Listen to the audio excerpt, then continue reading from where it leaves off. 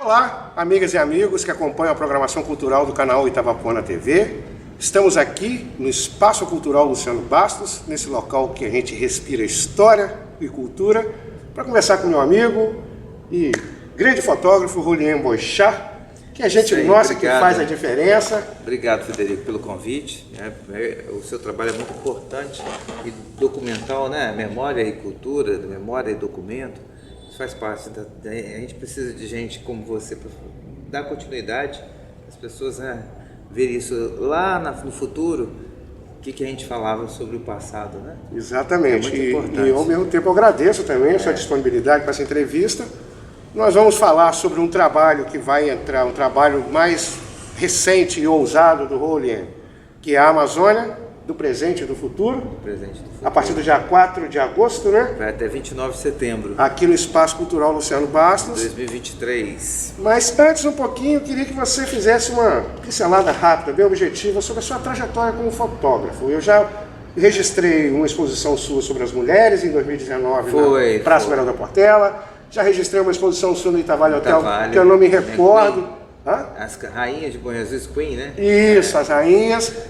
A sua vocação de fotógrafo começou a aflorar quando, Rolien? Foi a partir das belas artes, artes plásticas, né? Eu pintava e vivia nos ateliês no Rio, na década de 80 para 90, e eu fui morar em Niterói. Lá eu fiquei um bom tempo e aproveitei o máximo para aproveitar a cultura carioca. E tinha um amigo meu que tinha um tabloide chamado Internacional Magazine, na época, era do Cizinho, primo do Cizinho, que tocava guitarra. Sim, eu cresci Fernandes. Isso, aí ele tinha um tabloide chamado Internacional Magazine. E eu comecei a escrever para ele lá em Niterói mesmo, e dali me levaram para a Rádio Fluminense, FM, a Maldita, né? Maldita. Ali, e dali eu conheci o Biquíni Cavadão, conheci o Renato Russo, conheci o Bonfá, conheci até o Negrete, que já está falecido também. E ali eu tomei o gosto pelo documentário, pelo audiovisual e, consequentemente, pela Elos, que me chamou para fotografar um pequeno ensaio. Minha prima era estilista na época da Elos, e fui parar no Rio, no grande centro, para fazer. Nunca tinha pego uma máquina. E o fotógrafo que estava lá me incentivou muito. E depois eu não larguei mais a câmera, fui comprando. Quem me incentivou muito foi o Estevão. Sim. Né? Quero frisar isso. Sim, é um ícone da fotografia. É um artista. É um artista da fotografia. Impressionante. E assim por diante não larguei mais. Né? Aí eu larguei um pouco os pincéis e parti para o momento. Se viu um fotógrafo naquele momento e mergulhou nesse universo. Eu não consigo enxergar fotografias sem associar as paletas de cores de uma tela, entendeu? Sim. Por isso que eu penso muito nas cores, no momento do sol, da luz, da iluminação, igual a gente está aqui, né, por exemplo. Então isso tudo tem uma fotometria, tem uma colorimetria. Exatamente, o que levou a gente a decidir para gravar nesse ponto, em tantos ambientes que o Espaço Cultural nos oferece, né? A gente escolheu o melhor. Mas aí chegou até 2016. Em 2016 comecei a rascunhar projetos culturais, né? Seu Carlos Garcia, acho que foi Seu Carlos Garcia, eu não me lembro bem. Não, 16 já era Branca Mota. Era Branca, isso, Savim estava na cultura. Sim. E aí eu comecei a rascunhar alguns projetos também em casa, porque eu não tive a oportunidade de mostrar projeto para a prefeitura, para o poder público nenhum. E levei todos os meus projetos para o Rio. E lá eu aprendi muito com projetos, aprendi muito com os professores da UFRJ, da UF também de Niterói, a fazer projetos. Eu perdi o primeiro e depois eu ganhei a Lei Rouanet. E aí eu comecei o Amargo do Açúcar, falando sobre as mulheres que viviam na colônia e as órfãs portuguesas que vinham junto com o navio negreiro, eram brancas, e a Igreja Católica trazia para ser dama de companhia dos senhores de engenho. E eu gostei muito da história, porque minha avó falava dessas mulheres também. Tudo é em torno das histórias contadas pela minha avó. Os indígenas têm muito disso. Eles prestam atenção, todo ancião conta a história. e é cercado de As gerações abaixo dele atentam, absorvendo público, a transferência de indígena conhecimento. da aldeia. Todo mundo fica, sabe, fixado, ele fica viajando naquela história. E é muito bonito esse respeito com o ancião, sabe? E aí minha avó, lembrei muito da minha avó, e ela sempre contando história para mim, contando história até de Lampião ela contou. E eu falei, vou averiguar isso, vou começar a fazer um projeto da procura da minha ancestralidade. Porque meu nome são 3, Rolhã, Boixá, Miranda. Rolhã é francês, Boixá suíço e o Miranda é português. Olha só, é uma diversidade cultural que não só no nome, a gente traz também dentro da gente. Como eu, como por exemplo, sueco, rangel, suíço, português. E eu me lembro muito bem porque a gente é amigo há quantos anos, né? Meu, seu irmão, seu pai, né? Sua mãe. Então assim, a família toda. E papai sempre não sabia pouco da história da vida dele. Então eu fui buscar uma geração bem antes. E eu descobri em Cabralha, em Porto Seguro, que a minha avó andou, foi para o Maranhão, depois desceu para Era um indígena, sua avó. Aí quando ela voltou para o centro de Salvador, encontrou com meu avô. Como eu sei disso? Porque eu fui atrás de documentos. Por exemplo, minha avó chamava Laíde da Cruz. Toda indígena que fosse se registrar no cartório de Salvador era Cruz. A Cruz de quê? Cruz de Malta, Portugal. Então assim, bota Cruz. E aí eu fui descobrindo por netos de gente que trabalhou em cartório. Foi através disso. Porque eu trabalhei muitos anos no judiciário, aprendi a lidar muito com o registro de pessoas naturais e eu sei como é que é isso. Hoje, se uma pessoa morreu lá, não sei aonde, você sabe. Morreu, qual horário, qual data e onde foi. Mas é muito complicado. Quanto mais tempo você passa da história contada lá atrás, mais difícil é mais você difícil levantar você levantar dados e procurar alguma coisa de concreto. E eu fiz história, sou historiador, trabalho com antropologia cultural e fotográfica. Eu tenho um Instagram que ele chama Antropologia Revelada, que começou a contar a história a partir de agora, das minhas viagens em busca da minha ancestralidade. Acho que isso quem pode, né, quem puder fazer isso, essa busca do eu, é muito importante para você se entender também, tanto psicológico quanto pessoa, para se relacionar com as pessoas. De qual meio a gente surgiu, né? De qual meio. Às vezes você vê que eu não tenho pelo, muito pelo, você vê que a minha mão é pequena, então você vê dentro da antropologia que você tem todos os traços indígenas. O seu olho. O meu olho é da minha avó. A minha avó é uma índia puri. Então você a mãe vê do meu pai, no caso, minha avó paterna. Isso, da seu região joelho, de Carabuçu. o formato do joelho é de puri. A minha altura é a estatura europeia do meu avô. Sim, mas o seu joelho ainda é de puri. É incrível. Meu pai era baixinho, as irmãs do meu pai eram menores. O jeito de andar. O jeito de andar. O meu pai era o típico, biotipo puri. Meu pai era, as irmãs dele. Nossa, mano. Mas é isso, foi através disso aí. Aí até que chegou agora em 2023. Em 2022 eu comecei a expor no Centro Cultural dos Correios o começo dessa trajetória, que vai acabar só agora, com a ajuda da Ana, que é geógrafa da UF, ela é de Bom Jesus, mas ela está atuando no Rio, e ela me ajuda na parte de território, ela é geógrafa, é melhor. Cada macaco no seu galho. Eu sou historiador, ela é geógrafa. E nesse tempo todo a gente está estudando junto, ela escrevendo, eu também escrevendo. E eu sou muito de escrever ainda no papel, não gosto muito de digitar. Mas a gente tem descoberto muita coisa. Ela também é indígena. E o interessante é que eu fui parar na casa do pessoal sem querer, nem sem saber, sem intenção nenhuma, que eles são responsáveis pelo roteiro da Cidade Invisível da Netflix. Eu vi tanto material na casa, sabe? Eu falei assim, tem muita coisa aqui de cinema, porque a gente é roteirista da Netflix dessa série. Falei, olha, que incrível, né? E foi gravado na aldeia que eu estive, no Tembé, que a gente tem que falar no singular. Igual o pessoal fala Goitacazes, né? Tá errado, é Goitacazes. Então assim, eu fui pro Tembé, fui pro Yanomami, tive com alguns Guarani, mas eu fiquei mais nos Tembé. Sabe? Isso já nesse ano. Aí eu fiquei mais nos Entre Tembé. abril e maio. Entre abril, final de abril e início de maio. E aí eu fui até meados de maio. Mas foi uma coisa incrível, muito importante para mim, e agora eu quero passar para os outros. Por isso que eu chamo do presente, eu, e do futuro, para quem vai vem ver alguns registros que eu fiz, né, que eu sou fotógrafo, claro que eu tinha que registrar. E eu fiz alguns sons, alguns vídeos, que os sons são primordial, porque tinha muito Irapuru. Então eu fiz muito registro de sons de pássaro, que eu gosto. Para dormir, então eu adoro ficar ouvindo, como se estivesse numa mata, né?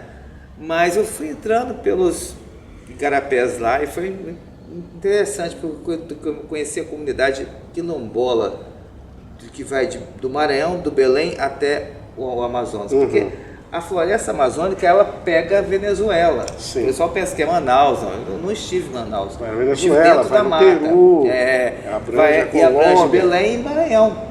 Então é grande, é muito grande, por isso que muita gente está de olho. Eu, por exemplo, fui tomar banho no olho d'água lá, estava cheio de ouro. Eu tomei banho tranquilo, nem, sabe? Porque a riqueza absurdo, cultural, né? Para o índio é muito mais importante que a riqueza que está ali material. No material. O homem branco está querendo buscar. Isso, ele quer que fique ali, o ouro ali, sabe? Ele quer que fique no seu lugar. Mas a gente tem enfrentado. Eu enfrentei lá a desintrusão, que estava tendo um tiroteio à noite nas matas, eu não sabia de onde vinham os tiros. Minha mãe preocupada aqui, porque passava no jornal direto a desintrusão. E aí até que balearam um cacique nosso que estava lá também, logo assim que eu saí, porque estava impossível ficar. Eles estavam tirando quem não era indígena e estavam tirando também nós parentes, que chamam de parentes, né? Nós que vivemos na cidade, você também é indígena, mas eles chamam mais a gente de parentes. Mas estavam tendo desintrusão, eu ainda consegui ficar alguns dias para registrar algumas festas, festejos que eles faziam lá, né, e tal.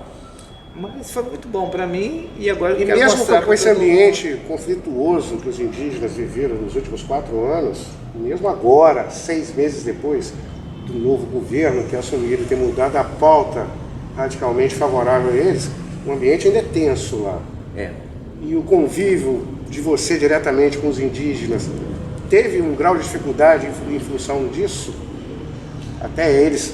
Para chegar, sim, para chegar até lá. Exato. Porque nós passamos perto de muita gente estranha que não era indígena, que estava os índios em si, eles conseguiram acreditar realmente que você estava lá. Eu fui com uma parente, né? Eu fui com uma parente, essa da Netflix. Você já foi com alguém que já tinha... Eu fui com ela, e ela é cambeba, aí ela me levou até os Tembés ali, sabe? Mas é assim, para mim já tinha sido até... Eu estava em Bom Jesus ainda, e ela já tinha ligado para o cacique dizendo que chegaria um parente fotógrafo para fazer o registro. Então estava tudo bem. Eu fui já com as vacinas que eu tinha que ter tomado, eu tinha de tetânica, febre amarela, as 5 da Covid, e fui para lá, entendeu? Para não passar para eles, porque eles são puros e a gente não. Exatamente. Eu tenho medo danado de voltar ao século XV, porque o homem branco, a maioria dos índios, que eram milhões, hoje são 300 mil só aproximadamente, eram milhões devido às doenças que o homem branco trouxe da Europa. Então você vê bem, né? Como é que pode? 300 mil só no Brasil, mas não tem outro país no mundo que o tem indígena, apesar de comer ainda bem, preservado conforme a gente tem no Brasil, né? Verdade, o indígena, apesar de comer bem, a tapioca, o açaí, a castanha do Pará, e toda a vegetação em volta. Né, as melhores caças. Sim, sempre a gente, pirarucu ali, sempre comendo. Mas eles têm uma tendência, forte tendência, eles têm uma imunidade muito baixa. Sabe? Eles têm uma imunidade muito baixa. Eles são seres incorporados a todo o processo natural do ambiente que eles vivem. Isso, eles não aguentam um corte, porque é difícil de cicatrizar. É como se fossem diabéticos, não sei. Então é muito complicado. A FUNAI não está tão presente, sabe? A gente está no governo do PT, tá, mas eu acho que está tudo como era antes. Porque infelizmente não dá percepção da mudança. Você faz sua parte, mas tem 10 que adoram você, mas tem 30 que odeiam que você faz a sua parte, porque incomoda. Exato. É aí que está o problema não só de Bom Jesus, como no Brasil todo. Brasil todo. A gente não está falando especificamente daqui, a gente está falando do Brasil inteiro. Se você faz alguma coisa boa, 10 vão ficar, nossa, ele é maravilhoso, mas 40 vão falar de você. Uau. É essa proporção mesmo que acontece. Então é muito complicado. Por exemplo, eu trabalho com cultura, e cultura é bom para a criança, e o próprio pai dessa criança vai e deturpa o seu nome. Exato. E ele esquece que o que você faz é para melhorar a condição de vida de moradia aqui em Bom Jesus, para o filho dele. Ele Principalmente vai na luta da preservação ambiental. Isso, o que você faz ali na Rio Life, por exemplo, é belíssimo. E você não tem medo, você é da natureza, você nasceu ali para a natureza. E é interessante isso, porque nas fotografias, que eu digo não é tão profissionais, mas como o do Salgado, do Sebastião Salgado, mas é uma coisa assim, foi feito numa câmera profissional, igual a do Sebastião Salgado, não com as lentes que ele tem, mas com as lentes que eu pude comprar, mas eu registrei. E com certeza você vai conseguir transmitir uma mensagem em cada expressão que você captou. Essa é a intenção. Chegou banana no Rio, eu subi numa árvore que estava com condição boa de subir, e eu fotografei aquela banana no chão e fiz um quadro enorme com detalhes das bananas verdes. Então assim, para mim é muito importante aquela textura. Sim. Sabe? É uma coisa linda, porque eu sei para onde vai e como chegou. E parece que a visita, a exposição vai ser uma exposição guiada. Vai ter... Sim, tem que ver com uma interpretação com a secretaria daqui, né? Com a Cláudia Bastos, que está me dando um apoio, a Rio Life também está. Rio Life, Espaço Cultural Luciano Bastos. Isso. Sempre firmes. Olha, eles abraçaram, abraçaram, a Cláudia também. O Gino, então, a gente estava sempre conversando, sabe? Eu lá e ele aqui, a gente vai conversando sempre, é incrível o trabalho deles aqui, né? De preservação, porque eu poderia ganhar dinheiro, botar um prédio enorme aqui e acabar com... Viver da especulação imobiliária, né? Não, ficar rico assim, alugando apartamento, né? Graças a Deus que o doutor Luciano deixou essa consciência dele. O legado do caráter cultural que ele sempre primou. Você vem aqui, você tem uma exposição permanente aqui. Tem. A sala de imprensa ali. Tem a sala de imprensa e o prédio. O prédio em si. O próprio prédio é um... Exatamente. Tem lá as repartições que eram do Colégio Rio Branco. Eu me tem sinto a sala da Galeria dos Alunos. Aqui, eu também. Porque a gente respira cultura, patrimônio histórico. E eu tenho história aqui, que eu estudei aqui, me formei em contabilidade aqui, o doutor Luciano me deu a oportunidade de trabalhar como professor substituto. Eu acho que eu lembro disso. Uns 9 meses, saí lá para 91, por aí. Eu fui embora em 91. Foi entre 90 e 91 que eu substituí uma professora que estava de licença aí, de saúde e maternidade, se eu não me engano. Eu fiquei um bom tempo aqui. E o Gino dava aula de física. Sim, fui aluno do Gino de Física no Padre Melo. Exatamente. E aqui no Rio Branco eu fui aluno do Dr. Luciano Bastos de OSPB. Que era aula de política mesmo. Eu fiz contabilidade aqui à noite. Em cima. Mas é isso, a intenção da exposição é despertar essa ancestralidade de cada um que visitar a exposição, que aparecer aqui. E isso é importante para a gente trazer esse debate para a nossa ancestralidade indígena aqui do Vale do Tabapuana. Exatamente. Eu tenho uns arquivos que é um inventário histórico e cultural de Varriçai. Sim. São 2 arquivos em PDF, assim, deve dar quase 1000 páginas os 2 arquivos.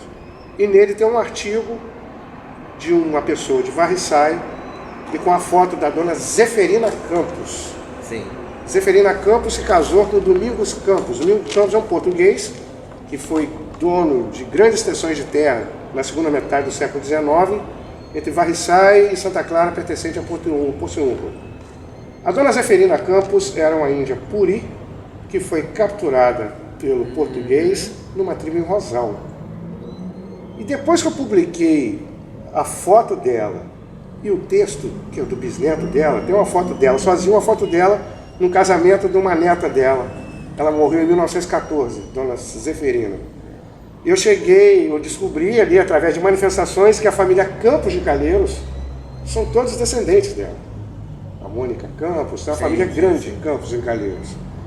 E nesse mesmo texto, o bisneto dela, que parece que é historiador, ele atesta que de 35% a 40% da população da região noroeste fluminense tem um DNA do índio Puri. Porque o índio Puri ele não foi dizimado fisicamente conforme outros índios. Eles foram inseridos no meio branco, as mulheres casaram com homens, os homens aceitavam trabalhar para os brancos a troco de cachaça, por exemplo. É o que acontece com o governador Valadares, na mata. O que acabou, dizimou basicamente os homens puris daqui da região do Vale, Tabapuã, Noroeste Fluminense, foi a cachaça. É o que acontece com o governador Valadares também agora. A cultura puri foi dizimada, porque eles se submetiam ao branco, aceitavam trabalhar. Isso é muito fato verídico. Isso aí, através de... Acontece isso hoje. Exatamente. Eu Cachaça, conheci, eles se entregam na cachaça. nos anos 80, eu conheci na Barra Pirapitinga um camarada que todo mundo chamava ele de índio, o nome dele era João Luiz, e ele era um puri. O pai e a mãe puris, Sim. só que puris já inseridos no meio rural branco. Eram colonos de propriedade. Sim. Mas ele mal falava português, que dentro de casa eles só falavam na língua deles. É como se ele vivesse na tribo, mas dentro da propriedade. Dentro da casa deles, do seio deles, eles mantinham a cultura indígena deles. Sim. Então foi, e era 70% da população indígena da nossa região do Vale do Tabapuã. Apesar de ter ainda os coroados, os coropós, mas os puris eram 70% praticamente. Você vê que de Bom Jesus até a foz do Rio Itabapoana, o Rio Itabapoana teve 4 nomes diferentes. Teve. Managé, Moribeca, Camapuã, Cabapuana. São as etnias diferentes que tinham uma visão diferente para denominar. Sim. De Bom Jesus para cima sempre foi um nome só, Itabapoana, que era só Puri, daqui até o Caparaó. Eu te dou os parabéns por essa iniciativa fabulosa de trazer essa exposição da Amazônia, que está aí o debate do marco temporal, né? Eles estão enrolando, né? Porque a Exatamente. demarcação de terra indígena, isso é de direito deles e Exatamente. é um absurdo, né? Exatamente. E para a gente trazer para Bom Jesus e provocar Isso, o nosso contexto dessa ancestralidade. Em setembro eu indígena. volto para o Guarupi, no Mato Grosso, fui convidado para a festa do Guarupi. Aí vai eu e a Ana. Ana Sampaio, geóloga. Ótimo. Aí nós vamos registrar a festa do Guarupi. Que é uma das mais assim, disseminadas, né? Tradições culturais indígenas no mundo inteiro, né? Exatamente. Olié, fica à vontade para a gente encerrar essa entrevista fabulosa. Eu quero convidar todos para vir, né? Dar mais detalhes da exposição. A exposição começa dia 4 às 10 horas. E eu acho que o espaço, eu tenho certeza que o espaço só funciona de terça a sexta, a partir das 10, mas para o almoço. Depois vocês conferem com a secretaria. E aí a exposição vai ficar até dia 29. Depois essa exposição vai para Rio Life. Aí é com o Federico. Aí a gente vai trazer mais detalhes em breve. E vai ter novas fotos. Meu camarada, obrigado, parabéns, obrigado. Obrigado.